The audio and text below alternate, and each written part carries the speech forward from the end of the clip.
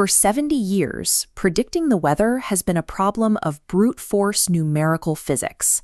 Meteorologists take current atmospheric observations and feed them into supercomputers designed to solve complex fluid dynamics and thermodynamics equations.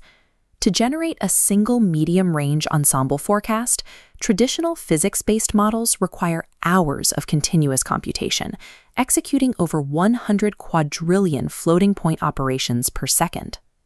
Then, Google DeepMind deployed GraphCast. Instead of running on a massive supercomputing cluster, GraphCast was designed to run on a single Google TPU v4 chip. On that single piece of silicon, it generates a complete 10-day global weather forecast in under 60 seconds. To test its accuracy, researchers pitted it against the European Center for Medium-Range Weather Forecasts, HRES model, widely considered the global gold standard for physics-based forecasting. This chart illustrates the results of that head-to-head benchmark, published in Science in December 2023.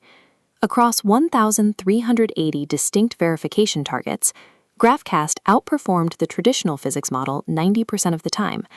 Huawei's Pangu Weather and the ECMWF's own in-house AI model, AIFS, verified this performance through separate institutional benchmarks. To understand why this works, we have to clear up a major misconception.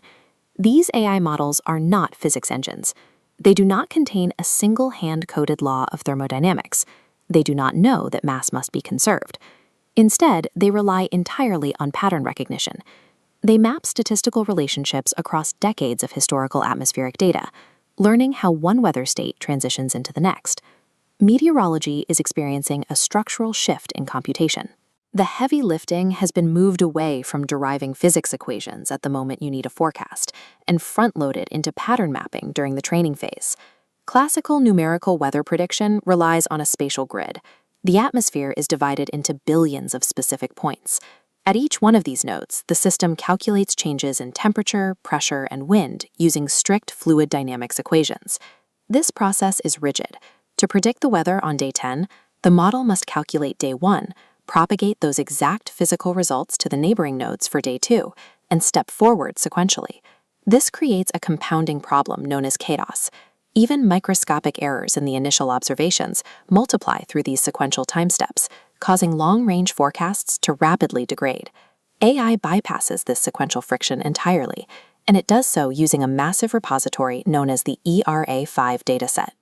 ERA5 is a highly detailed, three-dimensional historical reconstruction of Earth's atmosphere, logging hourly weather states globally from 1940 to the present day. GraphCast processes this dataset using a graph neural network. Instead of sequential physics, the network treats the atmosphere as a structured data object.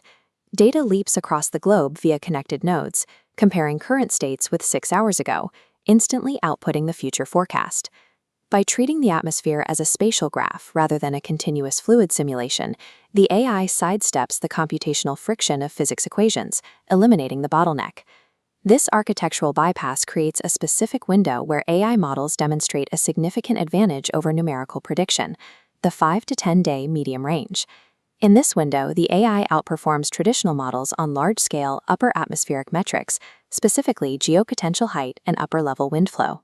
That upper-level accuracy translates to surface-level impacts, specifically in predicting the paths of tropical cyclones. Take the trajectory of Hurricane Lee in September 2023. 9 days before the storm hit land, GraphCast identified a Nova Scotia landfall. At that same range, the 51-member traditional physics ensemble struggled with high uncertainty, unable to consistently lock on to the correct path. This tracks across multiple models. In 2023, the China Meteorological Administration ran an evaluation of Huawei's Pangu weather model. They found that for Western Pacific typhoons, Pangu weather reduced the mean track error by 12 to 15% compared to their operational physics models. The models excel here because the macro-scale circulation patterns, like the high-pressure ridges that steer cyclones, are deeply embedded in the ERA5 training data. When it comes to large-scale historical atmospheric patterns, data-driven interpolation is currently producing more accurate results than physical extrapolation. However, the system has verified blind spots. The most critical failure in current AI forecasting is the prediction of extreme, localized convection, the kind of intense rainfall that causes immediate flash floods. In benchmarks against the traditional HRES model, top AI systems systematically underestimate 99th percentile precipitation events by 20 to 35%. The root cause of this failure is mathematical. During training, these models are optimized using a metric called mean squared error. Look at this grid layout. If the AI predicts a sharp, intense spike of rainfall, but places it slightly away from where it occurred, the mathematical penalty is massive. To avoid this penalty, the network flattens the intense spike into a wide, shallow dome. Meteorologists call this the blurry problem. The model hedges its output, producing a smooth, safe average rather than risking a highly specific, intense forecast that might be slightly off target. Traditional models do not suffer from this statistical hedging because they are driven by explicit physics parameterizations, allowing them to forecast isolated extremes.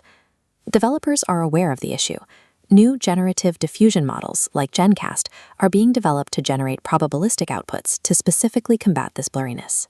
That right now, the mathematical optimization that makes AI accurate on a global average renders it conservative during life-threatening localized weather events. This brings us to a major professional misconception. AI is not replacing traditional meteorological physics. In fact, every AI weather model operates downstream of classical physics. This workflow demonstrates a process called data assimilation. Before an AI model can generate a forecast, it needs to know what the atmosphere is doing right now. AI cannot process raw satellite or weather balloon readings directly. It relies on traditional numerical physics to translate chaotic real-world observations into a structured starting grid. The second structural limitation is the climate change blind spot. Because current AI is trained on historical data from 1940 to 2017, it struggles to extrapolate novel atmospheric conditions. When a warming planet generates a weather state that does not exist in its training distribution, accuracy drops. This is how modern forecasting centers operate today. Meteorologists haven't abandoned their traditional models. They now use AI outputs as an additional guidance tool, alongside deterministic and ensemble physics projections. The future of the industry is in hybrid architecture.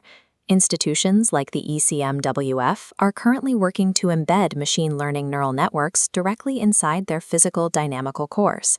They want the AI to optimize localized cloud and turbulence parameterizations, while strict physics maintain the overall boundaries. AI forecasting also offers a distinct advantage in socioeconomic access. Running a traditional global forecast requires a supercomputer costing hundreds of millions of dollars. Running an AI forecast requires a standard cloud GPU costing a few dollars an hour. This shift grants lower-income nations access to top-tier medium-range guidance. AI hasn't changed the laws of physics, but it has shifted the computational and financial boundaries of Earth sciences.